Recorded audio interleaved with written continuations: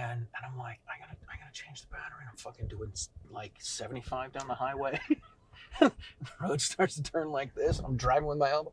Dick's like, you need help? No, I'm a highly trained professional. And I'm thinking to myself, this is it. I'm going to be known as the guy that killed Dick Heller. Heller. Yeah, you can't do that.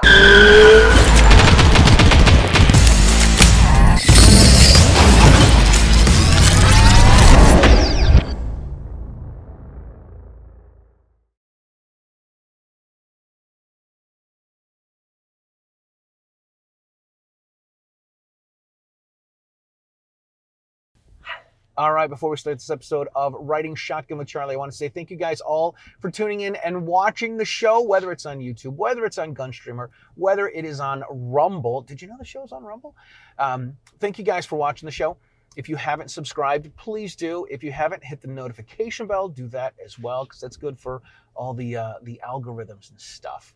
If you're listening to the show in podcast form, you can leave a positive review. That's always cool. You can find the show on your favorite podcast outlets.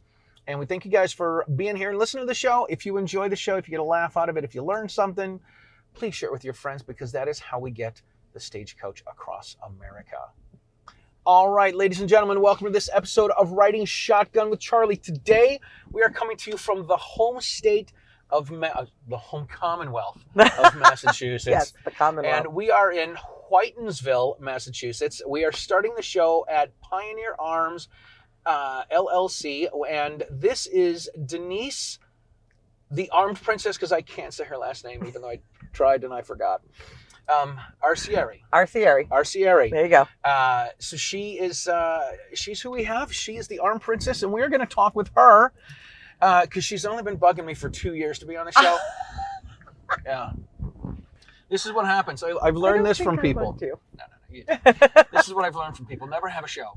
And never have it be good, and never have it, be liked, because what people do is they're like, oh, when are you going to have me on the show? And have them on the show.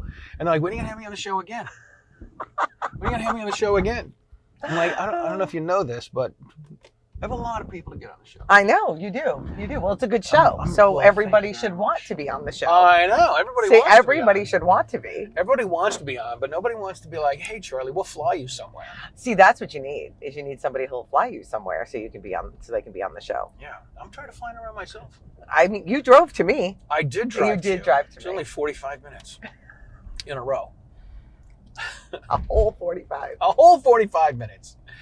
Anyway, tell us about you. You were the Armed Princess. Armed Princess. How did you become the Armed Princess? Because you weren't a gun gal before, were you? So I grew up around guns. My dad's a gun guy. My dad shoots and hunts and carries.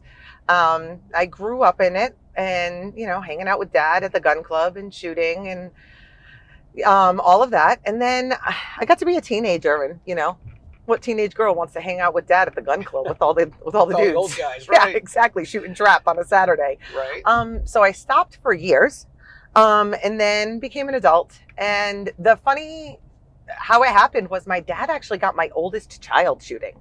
Really? Yeah, my dad got my oldest. He was a young teen at the time, and it was, I think, at like a Father's Day or something. Dad was at the gun club and said, well, why don't you come down to the gun club? And said, oh, watch your son shoot. He's actually pretty good. So shot around a trap with my son, and I was kind of impressed with how well my son did.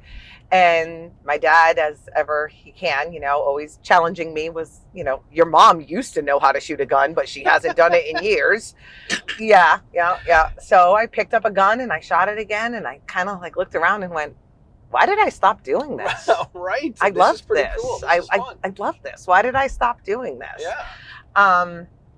And then, so at the time, my gun club was running a ladies' night where women who had never shot before could just come and pay it was like $20 and run down the line and just shoot a bunch of guns. So I went a few times to get my feet wet again. And the instructor who was running it at the time looked at me and said, you kind of know enough here that you don't need to be the person doing that. Like, right. Why don't you come help me out with this? Wow. So I started kind of helping her out on that line, helping these women who had never shot before, kind of, and a lot of the women that it was a bucket list thing for them. They would Sure. kind of come in a little group and it was a bucket list, just want to shoot a Right. gun. Get away from the husbands. Yep. And so I started helping her with that. And I had one woman who had been a domestic violence survivor, as I was as well. And she was very nervous. And she somehow, you know, kindred spirits find each other. And she latched onto me that night. And she was very nervous. And I talked her through it. And I got her through it. And she shot very well. And she was very excited. And said she was going to go get her license to keep herself safe because she's still worried about her safety.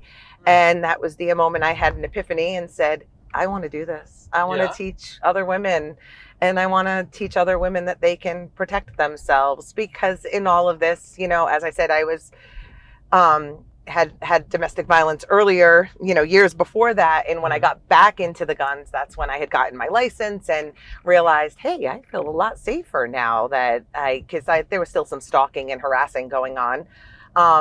So I felt a lot safer. And then I said, well, gee, I want to give this to other people too. That's cool. So I went and got my instructor certificate and became a mass certified instructor and started teaching the mass licensing class and taking women to the range, like one-on-one. I don't do the big range classes. I leave that up to the people who know a lot more about the tactical stuff and the training stuff.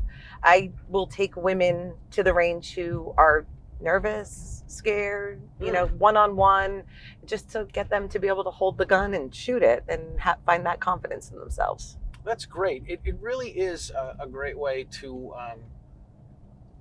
it's a confidence builder. It is. It really is a confidence builder. It is. And especially for women who are coming out of poor situations or violent situations, you know, there's a lot of emotional and psychological stuff that goes with it, you know, and being in a class of 30 people with a tactical instructor who's teaching you how to holster and all that's not the place to learn and find that confidence. They need to be able to just be able to hold the gun and shoot it without crying. You know, some of these women have been threatened with a firearm in the past or whatever. They have to get over that fear, and they have to find that strength in them that their life is worth protecting, because when you're coming out of one of those situations, sometimes you don't believe your own life is worth protecting. Right.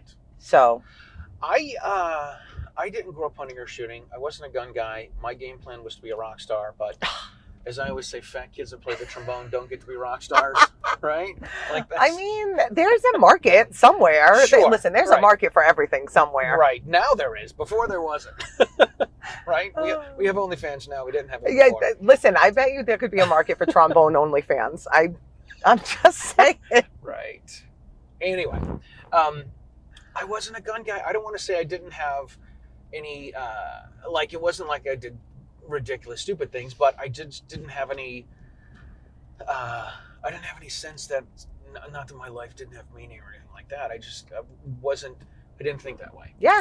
Until I got married and had a kid. And then I was like, ooh, I got this little guy I need to protect. Yeah. And in order for me to raise my kid, I need to be able to protect myself. And in order for me to protect myself and to be able to protect him and my affectionately call her my first ex-wife, I probably need to get a gun. Yeah. Right? Mm-hmm. So that was the route that we took. What's very funny for me is that despite growing up around them, even when I was going through my abuse and initially getting away from him and the stalking and the harassing, the idea of a gun to protect myself didn't enter my mind, even though it had been in my life. Because my dad always carried, there were always guns in the house, but he never had that you need a gun to protect yourself kind of attitude. It was there, and we were mindful of it and respectful of it, but it never entered my mind that I could do that for myself. I don't know why. I don't know why. That's interesting. It is very interesting. And then when I got back into it, it was, oh, hey, I can do this for myself, and I can have one of these on me wherever I go. And so when, you know, the violent ex shows up randomly at places that I'm at, or his family members show up randomly at places I'm at, I can feel safe. This is all crazy talk with like exes and stuff. Yeah. Yeah. It is. And so when is this a turn lane or do we go straight? You can go straight. No, can we? I know we can go straight. Are we in a turn lane? No. Okay. You can go straight from this lane. What you do? You can do whatever you want. Charlie. You're I can Charlie do whatever Cook. You can do whatever I you want. want. That's right. The funny thing is when I first got got my license, first started carrying, Facebook was new and whatever, and social media. And at first I didn't want to advertise it, I guess. Right. I don't know. I work in healthcare. Listen, we live in we don't in a state live where we have closet gun owners. Correct. Yeah. I work in healthcare, friends with all the surgeons I work on Facebook. Didn't want everybody to know about it. And I kept it quiet for a little bit. And then when I started teaching and I started actually promoting it online and I started posting pictures of, carrying my gun, it was funny. All the, mysterious phone calls stopped. All the accidentally running into family members of his stopped. Weird things being left on my doorstep stopped. It's really weird how that happened. Funny how that happened. Yeah. Wow. Yeah. Right. Hey, yeah. Well, you know what? I'm going to bother Denise. Wait, she's into guns? Maybe I won't bother her. Right. Because, it's funny how that stopped. So, yeah, it just became a part of life now. Right. There was no harassing with the ex afterwards? After that, after I started posting it and stuff, nope. Yeah. Haven't heard from him since. Wow. I mean, now don't get me wrong. It has been many, many years. It's right. been 29 years since, we were together. And God, I'm showing my age, Charlie. Right. Most people don't date 4-year-olds. So I don't really know what you're talking about. Right. Thanks, Charlie. Yeah, I mean, so maybe it was a coincidence. Maybe it was just enough time had passed that he had found somebody else to make miserable for the rest of his life. I don't know. But I do find it coincidental that it all coincided. Right. I saw this cartoon recently. I'm sure it was on the Facebook, but it was this woman that got divorced, and then she's like, she goes back and talks to her attorney, and she's like, I want to remarry him again. And he's like, you just divorced him 6 months ago. And she's like, I know, but he looks happy now, and I don't want that. Yeah. It was because my abuse was, I was young when I was with him, that whole trapped in the whole thing. And we were together for a couple of years on and off. Multiple restraining orders, multiple arrests. There was a point where it was just easier to take him back than it was to try to... Really? Yeah. I took him back several times only because he would break into my house in the middle of the night and beat me and then leave before the police got there. And I would hear, well, he's gone now. There's not much we can do about it. If we find him, we'll let you know. Right. Yeah.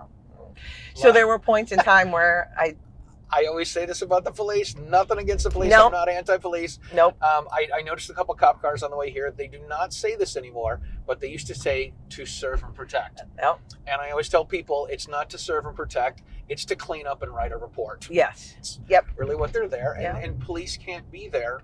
Correct. They can't be everywhere. What's the old joke that I carry a gun because a police is too heavy? Yes. Right. Yes, exactly. So it's, there's Yep. And again, I'm not saying anything negative. It is what it is. And again, 29 years ago, I'm sure that the laws have, gotten better in some aspects to protect victims. But back then it was a lot of, just let him cool off and he'll be fine tomorrow and kind of thing. So,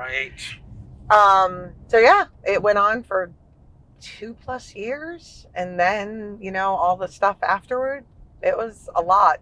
It was a lot, and there was a lot of abuse and torture involved. So that's horrible. It was, but it made me who I am. Yes, and this is the thing. This is the thing. I hate that I went through it. Right. But it made me who I am. This is the thing. The big thing is this. I wouldn't be doing, if I was still married, I wouldn't be doing any of the stuff that I'm doing now. Correct. I wouldn't do any of it. Like Yep. none. And I used to secretly tell people, I'm like, you know what I'm thankful for? You know, Thanksgiving rolls around, I'm like, I'm thankful my wife divorced. Right? I'm thankful that I'm not. Yeah. You know, that she and I aren't together, and we have two beautiful kids that I absolutely love and adore, and I enjoy being with them. But I'm happy with what I have. Yeah. I hate admitting it.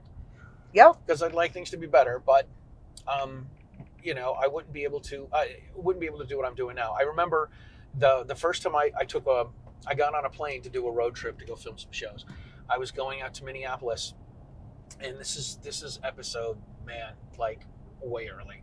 But I went out to I had a friend my friend Ashton. I was friends with her in 1994. Her husband is Lee Michaels, and Lee was robbed at gunpoint. Oh. At like outside of their apartment complex, gun to his head for $20, and he ended up escaping.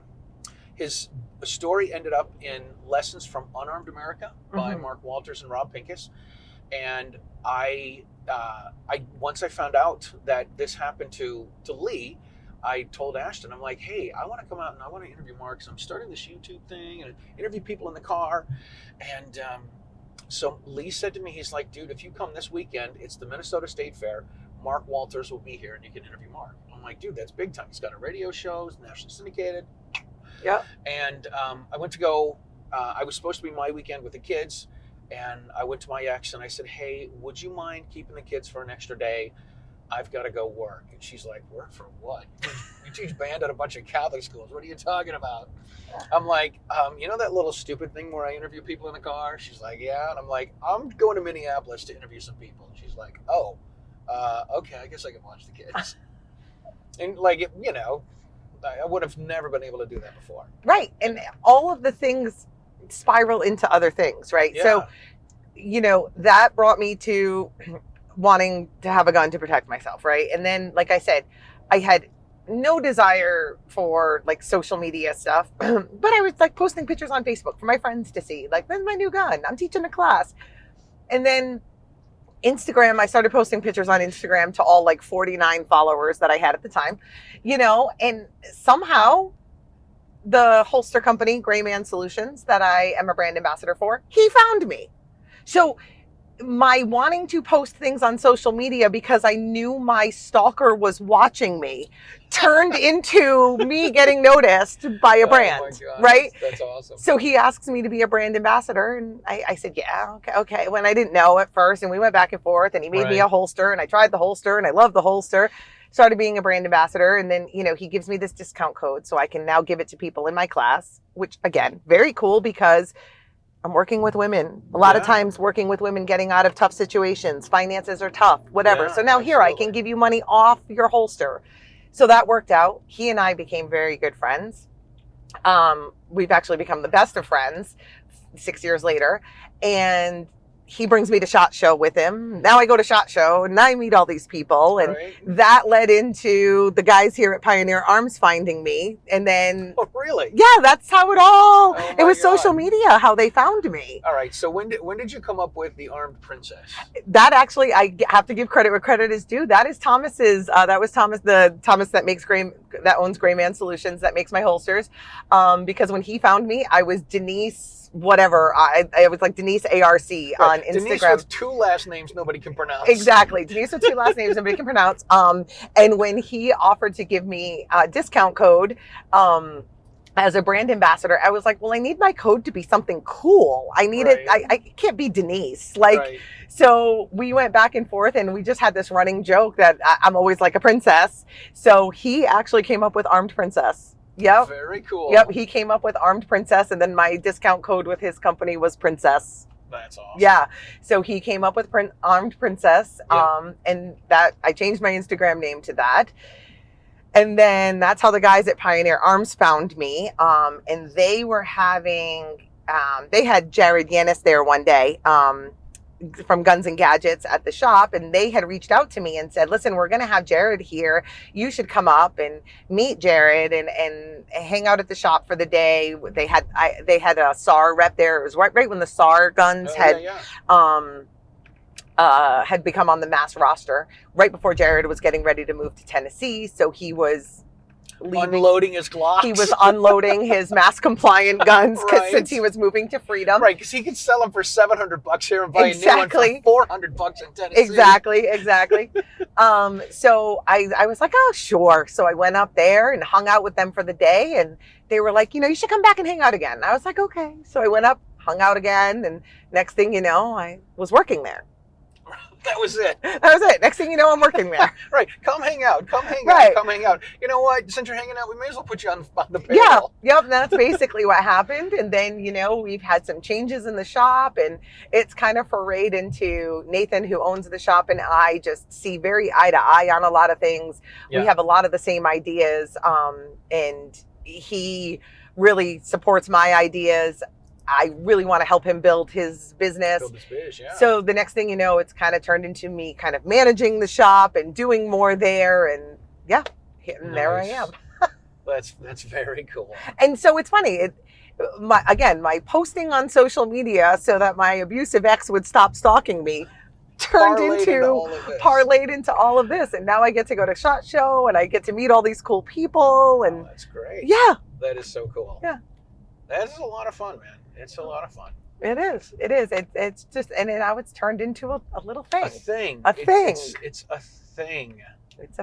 It is a thing. So one of the things that they do have at Pioneer Arms is they have a copy of Bullet Points by Yehuda Remer. Yes, and that sits right at my spot in front of my computer. Awesome. Copy of Bullet Points by my bestie Yehuda.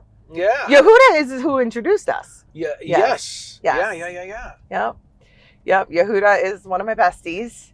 Love him to death. He's great. We were at, well, first of all, my review of his book is, I don't know if you remember this, but my review is Yehuda Remer puts the troll in gun control. Yes. Yes. And a couple years ago at AMCON, which is the Alternative Multimedia Conference, it's the day before the Gun Rights Policy Conference. We were both presenters. We've been on the board for this and doing presentations at AMCON for a few years.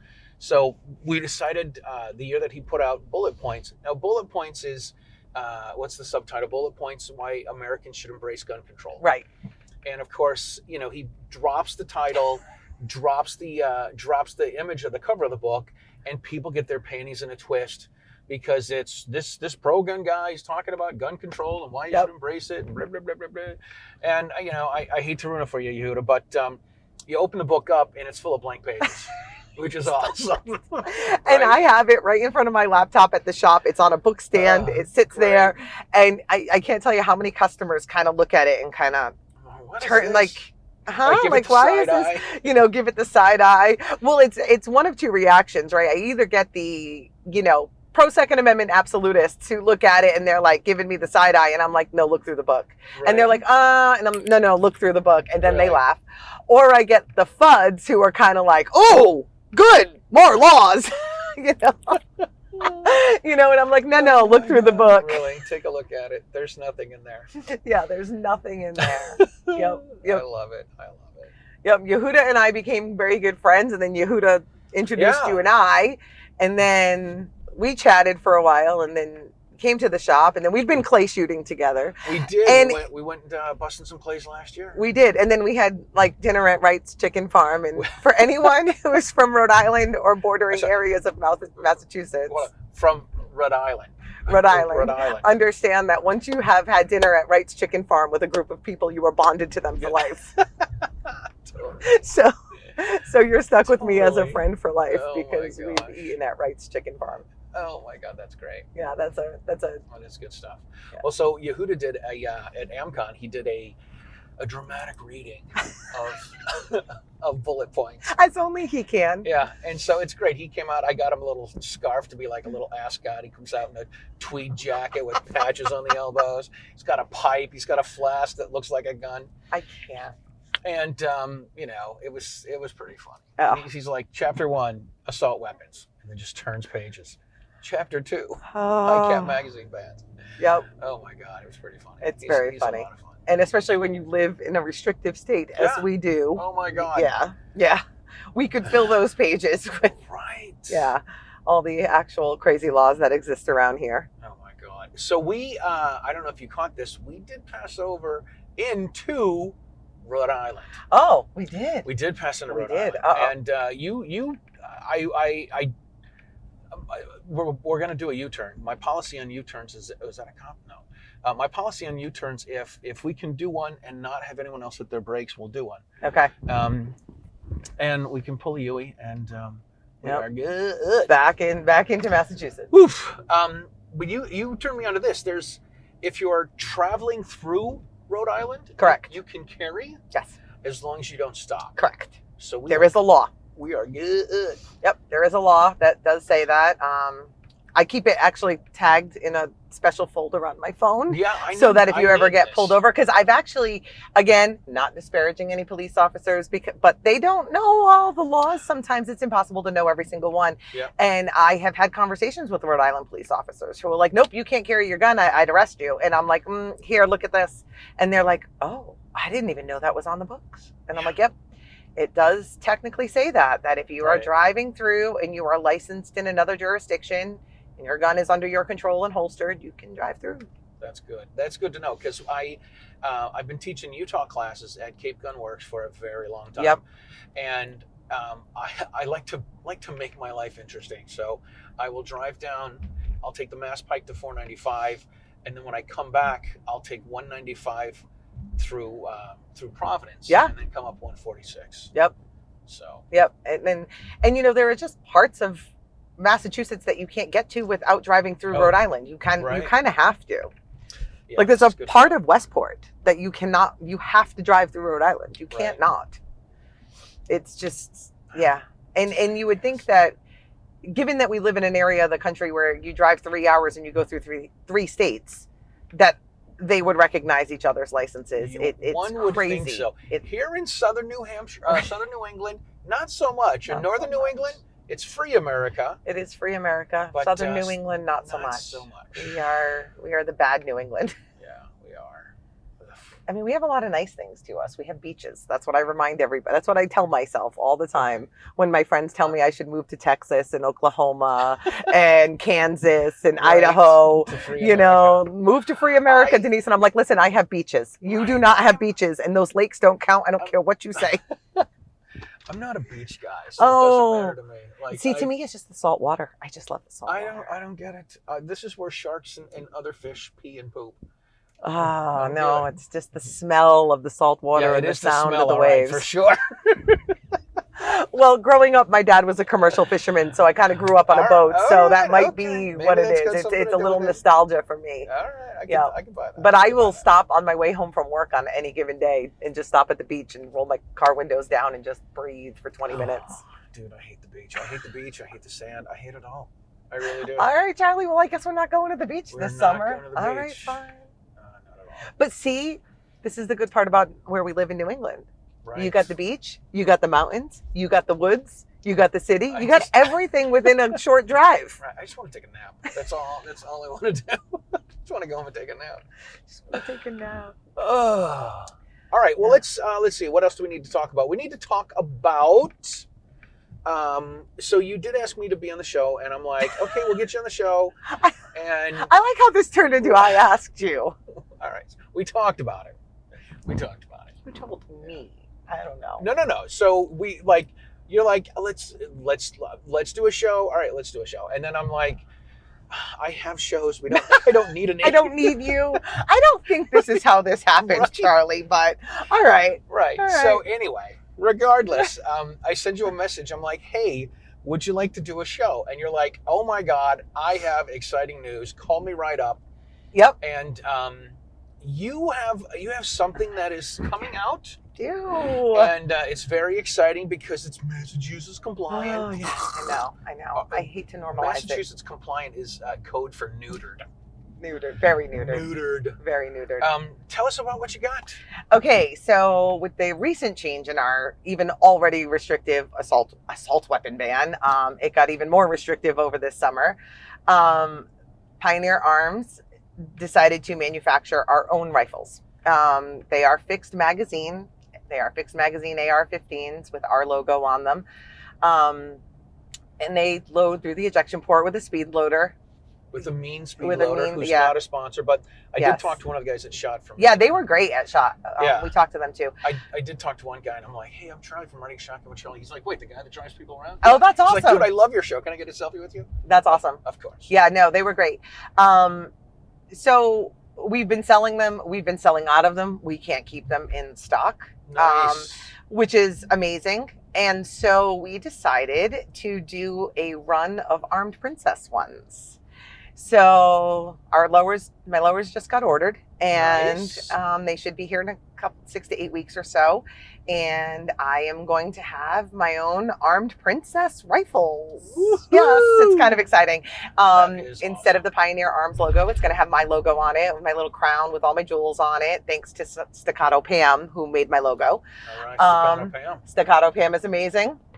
And it's going to have my logo on it and my own serial number sequence, my own model number. And that is awesome. Yeah, so we are going to make them fixed mag for sale here in Massachusetts, or any of my friends who also live in restrictive states. I have some friends in New York and California. And we will be able to sell just regular stripped lowers to anyone who lives elsewhere in the country who wants to have an Armed Princess rifle and build it themselves, or we can build it for them, or whatever. But yes, that is great. it is kind of cool. It is so kind of cool. It's super corny, but also super cool. No, because it's not like you put time in to do stuff. Yep.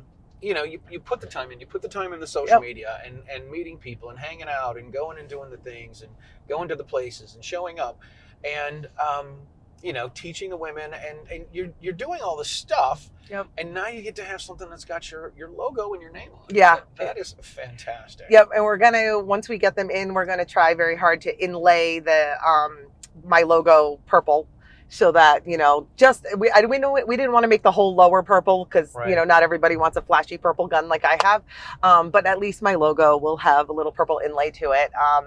And yeah, I've already had a couple of friends on social media that I've mentioned this to say that they want it for their younger daughters, and they'll get one and put it away for their daughters and stuff like that, because their daughters would get a kick out of having a gun with the crown on it that says princess. Absolutely. It is kind of cool. I'm kind of excited about That's it. Great. I know. I'm excited. Oh my God. I'm excited. So cool. It's a little daunting too, because Nate and I have gone back and forth with, well, how many do we order? Like I also don't want it. Like, what do I do with them if nobody wants them? I said I'm going to be giving them out as Christmas presents. Not with serial numbers, you're not. All my friends are going to be getting lowers for Christmas if nobody buys them. But then, we were going to order 10. Right. And then, from just talking to a few close friends that I've told this about, they were like, well, I'm going to want one. Well, I'm going to want one. So we're already at 10. So Nate's like, well, maybe we should order 20. And I'm like, oh, I guess so. Maybe 25. And then I got certain people who want certain serial numbers in the sequence, and I'm like, okay. All of a sudden, it's a deal. All of a sudden, it's a lot of work. A lot of organizational stuff. So I don't know what's going to happen. Hopefully, everyone who says they want them is going to follow through. Right. If not, everyone's getting a lower for Christmas. Send me your FFL information. I'll be shipping out lowers. Use them as Christmas ornaments if you want, or build them as a rifle, whatever you choose. Right.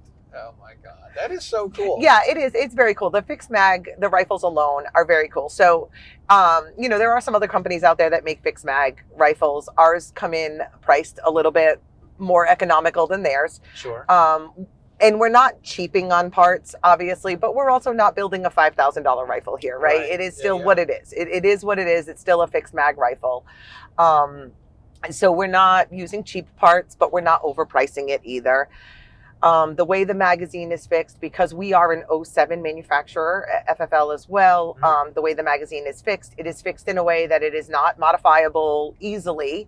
However, it is not one that has to be, if the laws ever change or if you move to a free state, it is not one that needs to get sent back in a costly alteration to put it back. Gotcha. You know? I don't think Maura Hilly watched the show. So yeah. Right. Yeah. So it's not easily put back, but it's also not impossible to put back. And you don't have to, spend another $500 putting it back, fixing, unfixing it. Right. We do joke around at Pioneer Arms and say that if the law changes, come on, Supreme Court. If the law changes, that we will have a pizza party, magazine unfixing party at Pioneer Arms, where we will supply, pizza and soda for the day, and everybody can come on down with their rifles, and we will unfix their magazines for them. Awesome. That is fantastic. But yeah, so it's kind of cool. That is. I'm really excited, cool. And I am grateful for Nathan to give me the opportunity to do it, because obviously it's being done under his manufacturer license, right, and his FFL. So I do appreciate the fact that he believes in me enough to do that, and that he supports me enough to do that. That is cool. It is very cool. They are some good guys there, Nathan and Keith. Keith is Nathan's dad, who is also the other owner of the shop, and the other guys that I work with. They are some great guys. People joke around because I live about an hour from the shop, and people are like, you drive all the way up there? And I'm like, yeah, I don't, because I didn't work there for the extra money. I worked there because I like being there. Yeah. And the guys are very, very supportive, and I'd like to say, and I think that they would as well, that I've added something to the shop of making, they're all very good with women. They're all very good with everyone. They're not, they're not those big burly man behind gun counter talk woman, women need this gun. They're not those guys baseline, but I think that I have added a little extra to that, and they have been very receptive to my suggestions and my critiques at times of some of the things they say, or how they approach a woman, or somebody who's very new, or somebody who might not otherwise feel super comfortable in a gun shop because maybe they don't fit that stereotype in certain ways. I think it is. I mean, I don't own a gun store. I don't work at one. I would assume if you're a female that it would be easier to go into a gun store and talk to a woman, because maybe you're scared and intimidated by the process already, and now you see someone that you have some other connection to, and maybe she understands where you're coming from, and it's not, hey, you gotta have a 1911 and shoot a 45, right? Or here's this little pink gun, honey, that you can't even hit the blind side of a barn with, but it's pink and it's cute, stick it in your purse, kind of thing. Right? Yeah, the pink it and shrink it attitude. Yep. Yeah, so that's good. I'm sure you add a lot to the store. Definitely. Yeah, we had a female customer in there not that long ago that actually bought her first gun with us, and told me that she had been in 3 gun shops previously and had walked out of every one because she didn't feel comfortable. Wow. And we have had other customers in. I had a gentleman and his husband come in who also had said that they had not felt comfortable in some other places, and had felt very comfortable with us and with me. And yeah, we've done a good job of that. And again, the guys did that well before I was there. I'm not saying that I am, but I think I've just enhanced it. Yeah, and I've added to it. For sure.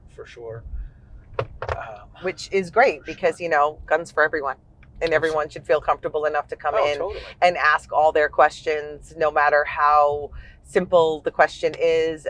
That's what we're there for. Yeah, what was I thinking? Oh, I know what I was thinking. I was talking with one of my clients, and I told her that I was going to come meet you at Pioneer Arms today. And I said, go there, and I made a list. I'm like, here, check out the Easy Shield, check out a SIG 365, and check out a Glock 43. And I said, go into this store and tell them Charlie sent you. And she's like, do I have to give them your last name? I'm like, no. You don't. Just tell them Charlie sent you. They'll know. Yep. And you won't get a discount, but you will be. They will talk to you well. Yep. Yeah. So. I get sometimes customers in who, say something about their significant other or their spouse. So, oh, I wish she'd carry, but she doesn't. She says she can't find a way to carry, because of the way she dresses, or she wears a lot of skirts and dresses. And the guys have a running joke. They're like, just call and find out what day Denise is going to be here. Let us know and tell Denise to bring her backpack full of goodies. Because I do. Go. I show up with an entire backpack of lots of different options of things that I've tried that work for me. Yeah. And not everything that works for one person works for other people. But, the leggings and shorts and thigh holsters and belly bands and, comfort concealment bands and all these different things that I have. And I bring my backpack. And then sometimes these guys come in with their wife, and their wife is like, well, I've been to the range a couple times, but I don't want to carry. I don't think I can. And I play with all the things. And the next thing you know, she's online ordering all the things. And she's coming back in a couple weeks later to buy her own carry gun because she got all the things and now she can carry. Nice. And she feels like she's more comfortable to carry. I was doing a Utah class at one place, and I had the old flashbang. Oh. Right? And I told this lady was well endowed. Yeah. And I said, look, you put this between the girls, right? So, and I had a blue gun, and I said, here, you go in the bathroom and try this, right? So she tries it, she comes out, and she's like, yeah, this isn't so bad. So class finishes up, and I'm like, I don't know how to say this, but I kind of need my stuff back. Yeah. And she's like, oh, give me a minute. Now, did it work for her? It did. It doesn't work for me. No? It does not work for me. Nope. And it's one, I tell people all the time, if it works for them, great, but it does not work for me. For some odd reason, it just doesn't sit on my body right. On your body. It doesn't work on my body right. That's all right. No, that's okay. It is what it is. It's nice. There's the companies like Dean Adams, and I've had Anna Taylor on the show. They make some great things. Yes, and I tell everyone in classes, I say, look, there's this company, Dean Adams, DENE Adams, and they make, the woman invested her last $200 on making a corset or something that she can carry and not see that, make some sort of a concealed carry garment. And that's the way to go. Yeah. There was, this is why it's important to have your gun in a holster. But there was a woman a couple of years ago. I don't know if you remember this or heard this, but she was at the local Walmart. Mm-hmm. I tell this story in my classes every time. If you're gonna carry in a bag designed for carry. I say, listen, if you're tactically frugal like me, which means I'm a cheap bastard, get yourself an Uncle Mike's holster for $15 and sew it in there yourself, because this is how Dean Adams got started. Yeah. Well, I am not an off-body carry person, mainly because I am a person who puts my purse somewhere and walks away from it. Right. I'm that person. My kids actually yell at me in the grocery store because I'll leave it in the carriage and I'll be 2 aisles away. And they're like, Mom, your purse is over there. Oh, yeah. I like my gun on me. So I am not an off-body carry person. But I've been changed recently since SHOT Show. Really? Grab bag. Have you seen the grab bag? I have not. Okay, heard about the grab bag. So it's kind of like a fanny pack, but you can wear it as a crossbody as well. Okay. One of the things I dislike about a lot of carry bags is that it's a zipper. You got to play with the zipper. Right. The grab bag has a handle on the front, and it's a magnet. Ah. But it's a magnet all the way around the entire opening, so it is a secure magnet. Like if you grab it, and you'd pull my body with me with it. Wow. You have to really yank it down, and so you yank it down, and the gun is right there.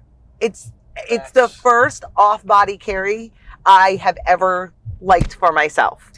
Very cool. You can, strap it this way or even sling it kind of on your shoulder. Yep. Thomas made me a Velcro backed holster for it, put it in there, and amazing. Nice. Yeah, so it's the first bag that I'm kind of sold on for myself. Gotcha. Yeah. Very cool. Yeah. Very cool. That's awesome. Yep.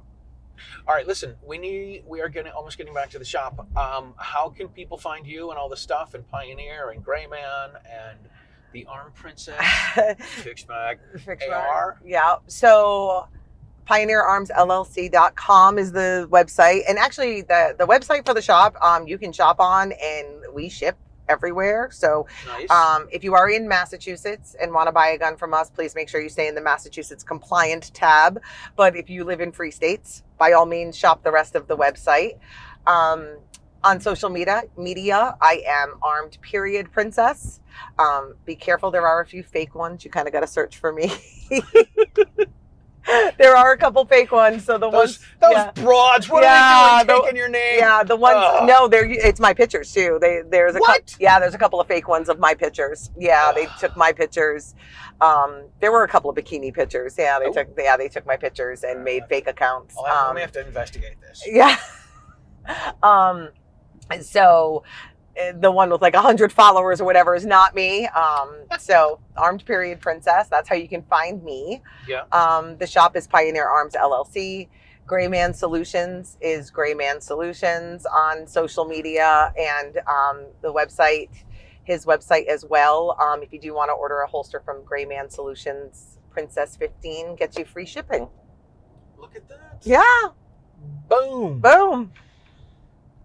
All right, what else? Do we get the Instagram? Do we get the Facebook? Yep. Instagram and Facebook are the same. Armed.princess. Yep, they are the same. All right. I think there might be a YouTube too, but I don't think there's anything on it. Yeah. But Princess Instagram and Facebook. Nice. Yes. You're not on the talk? Yeah. You're not on the talk? No. No? Should I be? I don't know. I'm on. My daughter told me a couple years ago, she's like, Dad, don't get on TikTok. It'll ruin your life. Oh, yes, I am on TikTok. Yeah, Okay. I do. We said the talk. Your Massachusetts accent. The I thought you said the talk, not the track. talk. Right. I thought it was talk like TALK, not talk. Yes, I am on TikTok as well. It is Armed Princess on TikTok as well, but I don't post too much there. They don't like guns. They really hate guns even more than Instagram hates guns. I got kicked off TikTok a few years ago. I was doing the gun grams and putting those on TikTok. Yeah. And half of them, like legit, right down the line, 50% of them were banned, 50% of them weren't. The one that got me is I had a gun gram of Barbie Girl. Ah. And the first minute was banned, but the second 46 seconds was not. Odd. Yeah. Okay. And then I started another TikTok channel just telling jokes. And then I made a video of me. This sounds so inappropriate, but I love it. I dipping a foot long.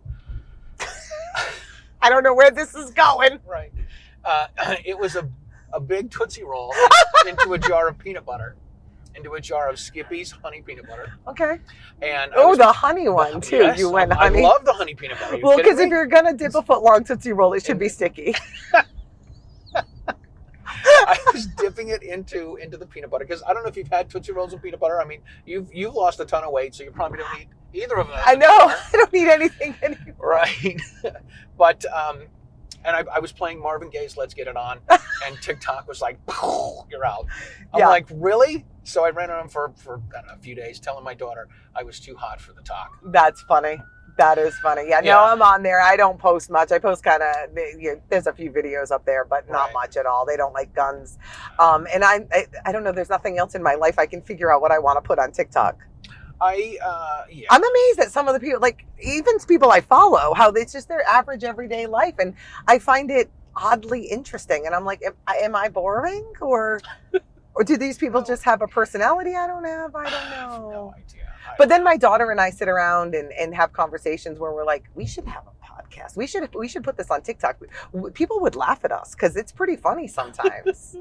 Right. But we are the funniest bastards there are. But then put me in front of a camera and try to get me to do it, and I'm like, right. You just have to forget it's there. This is why I got to say this is why I like my format, because I've had people say, "Where do you want me to look?" Dude, look where you want. I'm making sure we don't get into an accident. Right. Yeah. Right. And we can talk, and we don't have to look at each other. Right.